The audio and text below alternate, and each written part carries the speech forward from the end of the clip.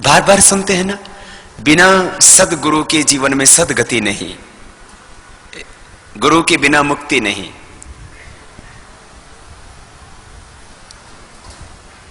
गुरु देता है ज्ञान, ज्ञान से मिलती है मुक्ति, मुक्ति की युक्ति है ज्ञान। द्वितीय ज्ञानान न मुक्ति है, नहीं ज्ञाने न सदृशम पवित्रम ह्य विद्यते तत्स्वयं योग संसिद्ध कालेन आत्मनि विन्दति।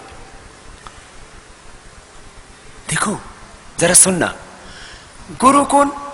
जिसको हम अपने वैयक्तिक जीवन में, सामाजिक जीवन में, आर्थिक जीवन में, आध्यात्मिक जीवन में, राष्ट्रीय जीवन में अपना आदर्श मान सके, वो गुरु। जिसका चरित्र हमें सदा प्रेरणा देता रहता है, वो गुरु। और गुरु का दर्शन माने गुरु के स्वरूप को, गुरु के ज्ञान को, गुरु की दृष्टि को, गुरु की वाणी को, गुरु के चरित्र को अपने भीतर उतार लिया और खुद वैसे ही आचरण करने लगे। यह गुरु का दर्शन। कल आपको गुरु दर्शन का सौभाग्य मिलेगा। यह हमारी परंपरा है और उसकी एक गरिमा है और उसका एक नियम भी है। और नियम क्या है? यदि आपने सच्चे मन से गुरु का दर्शन किया या करना चाहते हो तो क्या होगा कि फिर आपको अपना मैं मिटाना होगा, गुरु को अपने भीतर उतारना होगा। यह है गुरु का दर्शन कि अब दृष्टि में वो आंखों से अंदर ऐसे बस गए, अब वाणी की कटुता, झूठ, अनृत भाषण, अब जो गुरु खाता है वही खाना है, बस थोड़ा सा अंतर कर लेना है। गुरु तुम्हारा जो है दाल भी नहीं खाता, सब्जी भी नहीं खाता, अन्न नहीं खाता, चावल नहीं खाता, तुमको उतना खाने की छूट है। जो गुरु मुख से जाएगा, जाता है, वही मेरे मुख से जाएगा, जा रहा है। बस तुमने यदि मुझे गुरु माना, मान लो, चलो आपको छूट दे दी है, मान लो। लेकिन गुरु मानने की शर्त क्या है? जो मैं खाता हूं वही खाना पड़ेगा, जैसे मैं सोचता हूं वैसे ही सोचना पड़ेगा, जैसे मैं जीता हूं वैसे ही जीना पड़ेगा, जिन मूल्यों और आदर्शों में विश्वास रखता हूं वैसे ही आपको विश्वास रखना पड़ेगा। तो गुरु मानने की छूट। एक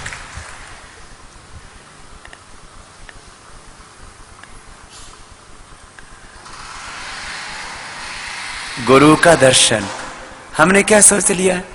गुरु जी को गुरु जी मान लो, फिर गुरु जी को थोड़ी दक्षिणा दे दो, बस हो गया, मुक्ति मिल जाएगी ना। माना गुरु जिस काम में लगा है उस काम में सहयोग करना, इसको गुरु दक्षिणा कहते हैं।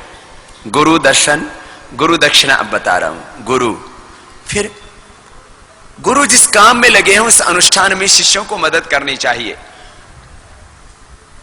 जो उच्च कोटि के महापुरुष हुए हैं अपने अपने क्षेत्रों में, जिन्होंने समाज का मार्गदर्शन किया है, एक आदर्श काम किया है, एक अनुकरणीय काम किया है, पूरी दुनिया को एक रास्ता दिखाया, उन महापुरुषों ने हमेशा अपने अपने युग में कोई ना कोई काम किया। उस काम में शिष्य मदद करे, इसको गुरु दक्षिणा कहा जाता है। गुरु को तुम्हारी दक्षिणा की कोई जरूरत नहीं है। अरे गुरु की आवश्यकता क्या? दो कपड़े, ये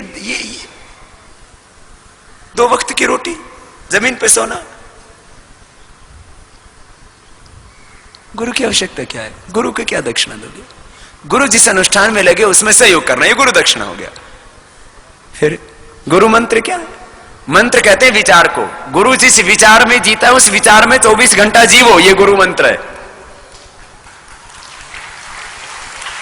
मननात् त्रायते इति मंत्रः, मनन करने से त्रय माने जो रक्षा करे वो मंत्र। तो गुरु मंत्र, गुरु के विचार में जीना। गुरु ओंकार में जीता है सुबह से शाम तक, ओमकार, ओम ओम ओम ओम। तो ओंकार ये महामंत्र है। गुरु गायत्री का जप करता है, गुरु मंत्र, गुरु भी उसी का जप करता है, उसी ओम भूर्भुवः स्वः तत्सवितुर्वरेण्यं भर्गो देवस्य धीमहि धियो यो नः प्रचोदयात्। हे दुख विनाशक भूः, हे प्राणाधार भुवः, हे दुख विनाशक स्व, हे सुखदाता तत्सवितुर, हे सब जगत की उत्पत्ति करने वाले सविता, वरेण्यम तेरे वर्णीय, भर्गः सब क्लेशों को भस्म करने वाले, देवस्य तेरी दिव्यता को धीमहि मैं अपने अंतर में धारण करता हूं। धियः बुद्धियों को, यह परमात्मा ना हमारी प्रचोदयात्, परमात्मा हमारी बुद्धि को सदा सन्मार्ग पर चलाना, ये प्रार्थना कर रहा है। सब बातें जाकर के पवित्रता पर ही समाप्त होती हैं। इसलिए भगवान को क्या कहा जाता है? सत्यम शिवम सुंदरम। वो परम सत्य ही परमात्मा है, वो शिव ही परमात्मा है। अच्छा सुनो, ये गुरु मंत्र, ओंकार यही गुरु मंत्र है। हर भस्त्रिका करो, कपालभाति करो, ओंकार का जप करो, अनुलोम विलोम करो, ओंकार का जप करो। आपस में मिलो तो क्या बोलो? ओम। फोन उठाओ तो क्या बोलो? ओम। हाँ, हमेशा ओमकार में, ओंकार ये मंत्र दे दिया आपको। सुबह उठो तो ओम। भगवान को प्रणाम करना, माता पिता को प्रणाम करना, धरती माता को प्रणाम करना, गुरु को प्रणाम करना, अपना काम करना। जिसका सत्कर्म में, जिसमें प्रभु ने नियुक्त कर रखा है, उस कर्म को अपना धर्म मान के निभाना, पूजा यही है। स्वकर्मणा तम अभ्यर्च। गुरु लोग हमें पूजा सिखाते हैं, गुरुजन हमें पूजा सिखाते हैं। पूजा क्या है? अपना काम ही पूजा है। स्वकर्मणा तम अभ्यर्च है। गीता में योगेश्वर भगवान श्री कृष्ण क्या कहते हैं? भगवान की पूजा कैसे करना? फूलों से। फूल तो उसने बनाए, उसकी चोरी करके उसी पर तुमने चढ़ाए, तो क्या बड़ी बहादुरी का काम किया। बल्कि पेड़ पर लगा रहता तो 5-7 दिन 10 दिन खुशबू देता, तुमने तोड़ के उसको एक ही दिन में उसकी खुशबू को खत्म कर दिया। तो भगवान की पूजा फूलों से करोगे? बोलो तो भगवान का तो सारा ब्रह्मांड उसका मूर्त स्वरूप है। जहां जो फूल खिला वो उसको खिलने दो ना। भगवान की पूजा दूध से करोगे। दूध किसने बनाया? मां के गर्भ में, गाय के गर्भ में भगवान। मां के स्तन में, गाय के स्तनों में दूध किसने बनाया? भगवान ने। भगवान जी पर दूध चढ़ाओगे? बोले जी पक्के शिव भक्त हैं, रोज 1 क्विंटल शिव जी के ऊपर दूध चढ़ाते हैं।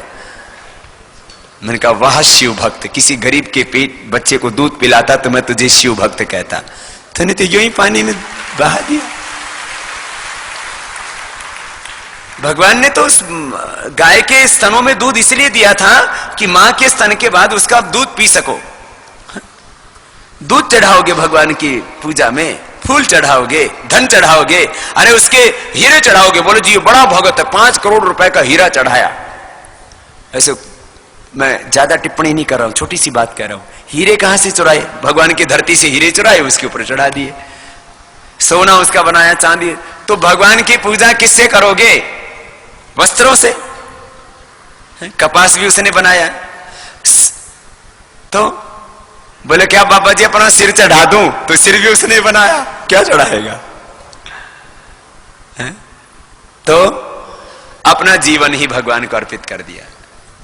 अब सौंप दिया इस जीवन का सब भार तुम्हारे हाथों में है। जीत तुम्हारे हाथों में और हार तुम्हारे हाथों में।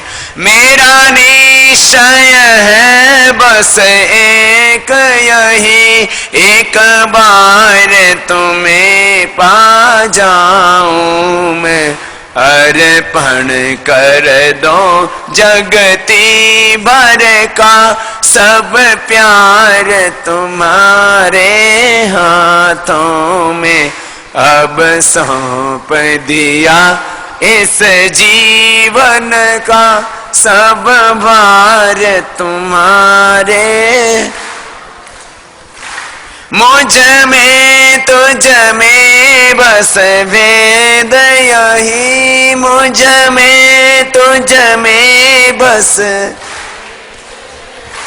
मैं नर हूँ तुम नारायण हो, मैं हूँ संसार के हाथों में। संसार तुम्हारे हाथों में। अब सौंप दिया इस जीवन का सब भार तुम्हारे हाथ।